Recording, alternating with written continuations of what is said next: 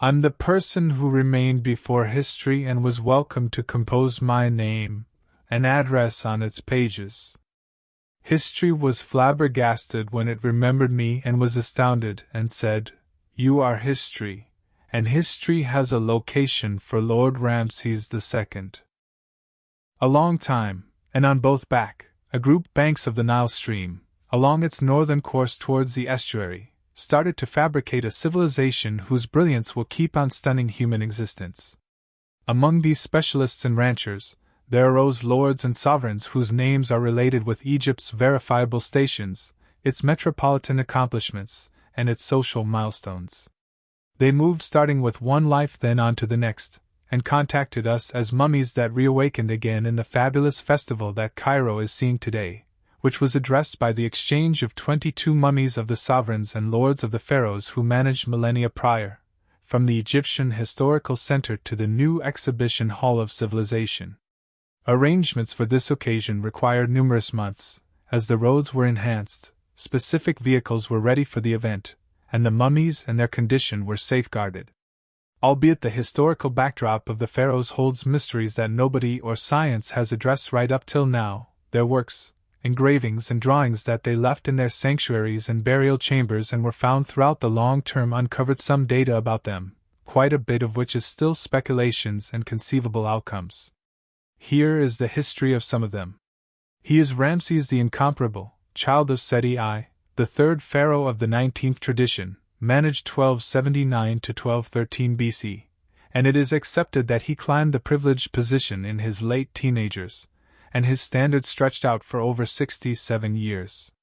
Almost certainly, he kicked the bucket at 90 years old or 91.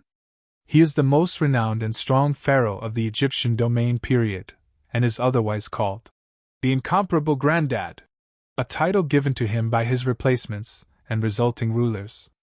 He is the proprietor of the principal ceasefire ever, which was with the Hittites, whom his dad battled.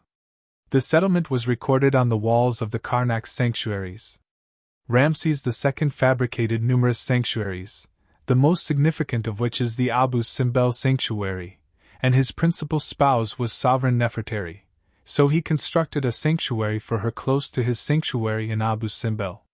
He drove a few military missions to the Levant, and re-established Egyptian command over Canaan. He additionally drove crusades south to Nubia, where 2 of his children went with him, as referenced in the engravings on the walls of the Bait el-Wali sanctuary.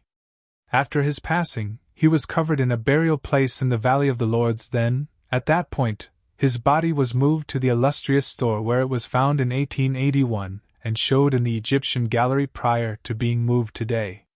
Ramses II is one of the pharaohs who governed Egypt, and is viewed as the third pharaoh of the 19th line, and controlled Egypt for a time of something like 66 years, and he was not over 20 years of age when he expected power, and many accepted that he passed on at the age of 99 years, yet he kicked the bucket in his mid-90s, and was given the title of the Incomparable Granddad by his replacements and the rulers who followed him, and he was recognized by his administration of numerous tactical missions.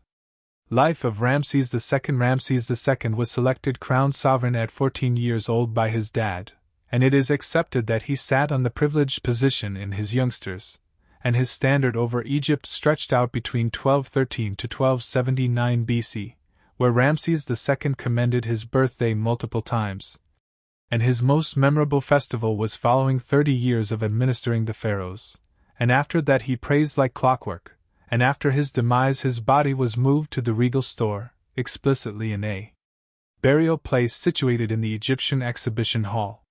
Accomplishments of Ramses II. Ramses II accomplished numerous accomplishments in the principal period of his standard, for example, building urban communities, sanctuaries and numerous significant archaeological landmarks, as well as laying out the city of Ramses in the Nile Delta, the capital of his state and a primary base for the missions that he would send off on Syria. And this city was based on the remaining parts and demolishes of the city of Avaris, the authority capital of the Hyksos. Ramses II's ancestry returns to his dad, Pharaoh Seti I, and his mom, Sovereign Tuya. He provided his child with the title of co-ruler, and partook with his dad in many missions he sent off in Nubia, the Levant, and Libya. He was something like 14 years of age. He was selected liable for projects connected with the thorough reclamation process, as well as building another royal residence in Aureus. After his dad's passing in 1290 BC, he assumed control over the standard after him, and governed the country for a significant stretch of time. He wedded numerous ladies, including princesses from the illustrious family, the most renowned of whom was Princess Nefertari. He had numerous children, and conceded his children numerous significant situations in the state. A significant number of his children passed on while he was as yet alive, so he named his 13th child as crown ruler after him. Ramses II assumed control over the standard after his dad's demise, and the specific period of Ramses II when he assumed control over the standard is unknown. Fights drove by Ramses II. Ramses II, the well-known Egyptian pharaoh of the 19th line, child of Pharaoh Seti. During the initial 5 years of his rule, he committed himself to getting ready Egypt for a significant conflict in Asia. Specifically, this time he gave himself to concentrating and oppressing the abundance of the sanctuaries under his influence. In 1286 BC, he crusaded in Phoenicia, and the next year he continued on toward a bigger mission. The sonnet of the author Pentura depicts this mission exhaustively. Fights with the Hittites. Ramses II chose to catch the stronghold of Kadesh. At that point, his consultants and spies had educated him that the powers regarding the Egyptian adversary, the Hittite lord Muwatalli II, had settled north of Kadesh. Also, they guaranteed him that the Hittite lord was hesitant to face him. The pharaoh trusted this, and crossed to the right bank of the Orontes waterway, where the fortification remained, with only one of the 4 sections of his military. Be that as it may, as a matter of fact the fundamental powers of the Hittites were in Kadesh. Accordingly, when the second Egyptian section started to cross the waterway, it was unexpectedly drawn in by the Hittite armed force. The old Egyptian militaries positively didn't anticipate this. Additionally, the adversary powers encompassed Pharaoh Ramses II, yet he got away from catch just on account of his boldness, as well as the opportune appearance of fortifications. Consequently, the Hittites experienced weighty misfortunes and the Egyptians won. Be that as it may, the Hittites had huge powers in Kadesh, which Ramses couldn't catch. The mission of 1285 finished with the withdrawal of the Egyptians, who lost southern Syria.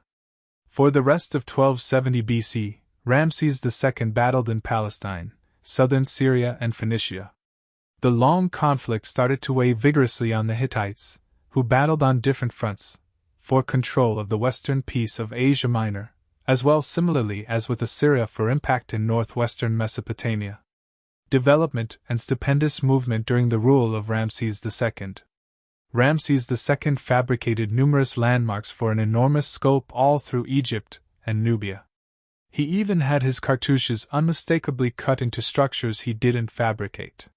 His name was shown on stone, sculptures, and the remaining parts of castles and sanctuaries.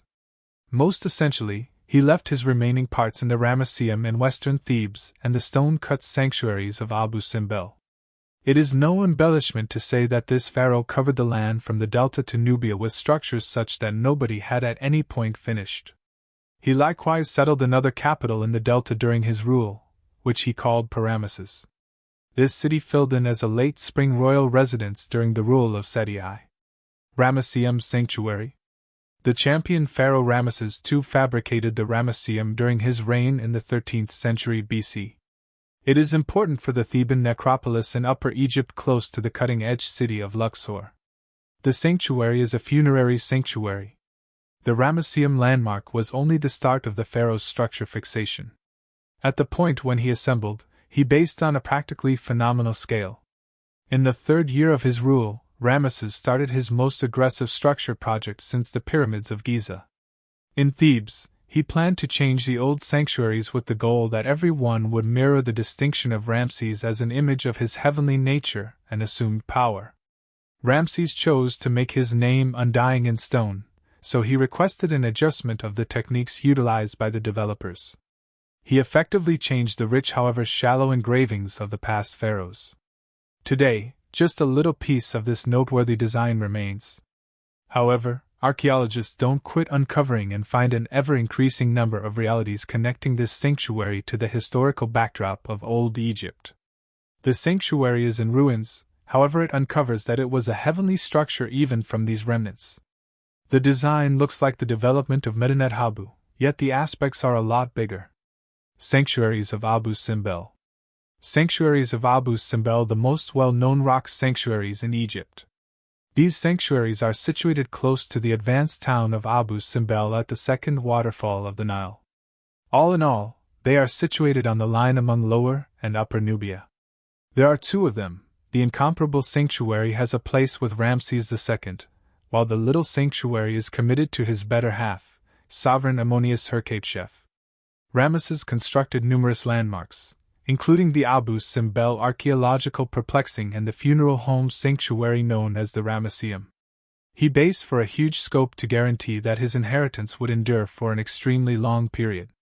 Ramesses involved workmanship for the purpose of publicizing his triumphs over outsiders, which were portrayed on a significant number of the sanctuary's reliefs. Ramesses II raised more titanic sculptures of himself than some other pharaoh, and he usurped many existing sculptures by engraving his cartouche on them. How did Ramesses II pass on?